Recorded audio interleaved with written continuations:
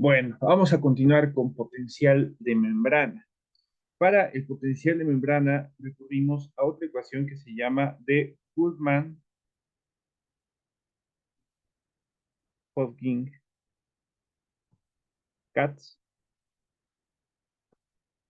A mí me gusta mucho ir a las ecuaciones porque a veces hay confusión, ¿no?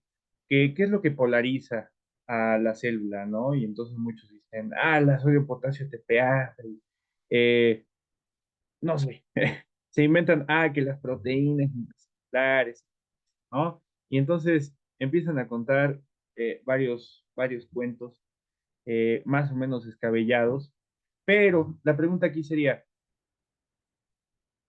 ¿qué es o cómo calculamos más bien el potencial de membrana? Si analizamos cómo calculamos el potencial de membrana, vamos a saber no solamente por qué tenemos un X valor basal de potencial de membrana, que es el potencial de membrana de reposo, sino también cómo este se modifica para generar el potencial de acción. Entonces, la fórmula que nos dice esto dice que el potencial de membrana va a ser igual a RT sobre F por el logaritmo natural de, y aquí vamos a tener un cociente así larguísimo que va a contemplar las permeabilidades de los iones. Por ejemplo, aquí pongo la del potasio, por la concentración de potasio intracelular y acá la concentración extracelular. Y a esto le vamos a sumar, aquí voy a hacer una pequeña abreviación porque todo esto de permeabilidad por concentración e intra y extracelular, pues lo vamos a incluir, pero ya aquí nada más les pongo para sodio y también sumamos lo correspondiente al cloro, ¿no?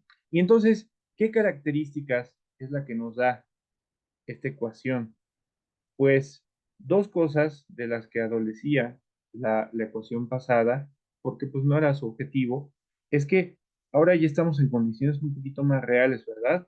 ¿Por qué? Porque primero estamos considerando varios iones. Eso es lo primero. Y lo segundo es que nos vamos a preguntar si son permeables. Y entonces, ¿qué es lo que te dice la ecuación? Que solamente los iones que son permeables van a participar en la generación del potencial de membrana no solo en reposo, sino en todo momento, ¿sí? ¿Por qué? Porque si tuviéramos un ion con una permeabilidad de cero, pues entonces cualquier valor de concentración por cero pues sería cero, y entonces no lo consideramos. Solamente los iones permeables son considerados, ¿sí? Um, justamente, eh, este potencial de membrana, vamos a imaginar que está, o vamos a poner aquí los potenciales de equilibrio de estos iones. Por acá está el potencial de equilibrio del sodio, Na. Por acá está el del potasio y por acá está el del cloro. Y entonces, vean acá que la fórmula para estos potenciales de equilibrio está completa. Estamos juntando todas esas fórmulas y estamos agregando este aspecto de la permeabilidad. Y entonces, ¿qué es lo que pasa? Que esta fórmula te dice que estos potenciales de equilibrio van a influir más o menos dependiendo de cuál sea la permeabilidad.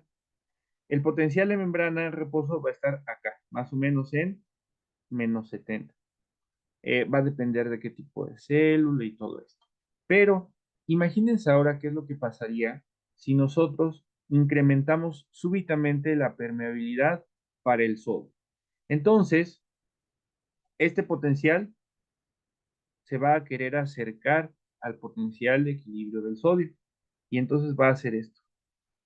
Ahora, ¿qué es lo que pasaría si de repente esa permeabilidad disminuye drásticamente y ahora aumenta la permeabilidad al potasio?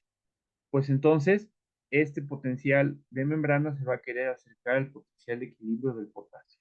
Y esto va a regresar de esta manera. ¿Sí?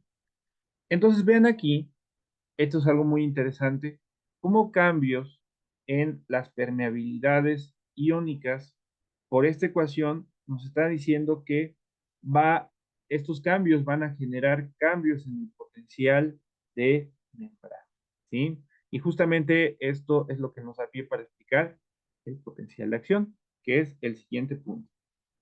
Entonces aquí pongo potencial de acción.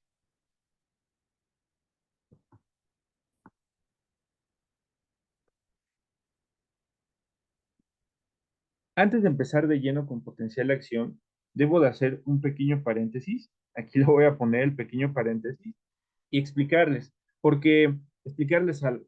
Porque antes, cuando hablamos de potencial de equilibrio, yo les comenté que este potencial de equilibrio responde a una pregunta. Responde a la pregunta de qué voltaje necesitas para alcanzar el equilibrio, ¿verdad? Pues el potencial de acción lo que hace es resolver un problema. ¿Qué problema? Un problema, a mí me gusta, o bueno, en esta clase apenas llegué así al salón y les dije, tenemos un problema de comunicación. El problema es que si yo hablo, esta, esta, mm, esta voz que emito tiene un cierto volumen y conforme la persona que me oye está más y más lejos, va a escuchar más bajo y más bajo este volumen, porque conforme la distancia va aumentando, entonces la amplitud va disminuyendo. ¿Qué pasa? Que la membrana de las células eh, tiene la capacidad de transmitir debido a que los fosfolípidos son un capacitor. La bicapa lipídica es un capacitor. Esto quiere decir que separa las cargas. Y entonces las cargas se pueden propagar un poquito, pero de forma decreciente. Vean cómo esto va disminuyendo conforme se va alejando, ¿verdad? Así como la voz. Y entonces esto se podría solucionar un poquito si yo alzo más la voz y entonces me van a escuchar más lejos. Pero siempre hay un límite en el cual, por más alto que hable, como el volumen de mi voz va disminuyendo con la distancia, ya en algún punto no me van a escuchar, ¿verdad? Y entonces, este tipo de potenciales decrecientes que se propagan de forma decreciente más bien, se llaman potenciales electrotónicos. Y no crean que no los utilizamos. Las células muy pequeñitas que necesitan mandar señales a muy corta distancia, pues pueden ocupar estos potenciales electrotónicos, que decíamos que tienen la característica de que son graduados. Ajá. Entonces, les decía, el problema de estos potenciales es que la señal se va apagando con la distancia y no llegaría si queremos que vaya muy, muy lejos. Entonces, el problema aquí es que necesitamos una señal que con la distancia no decaiga.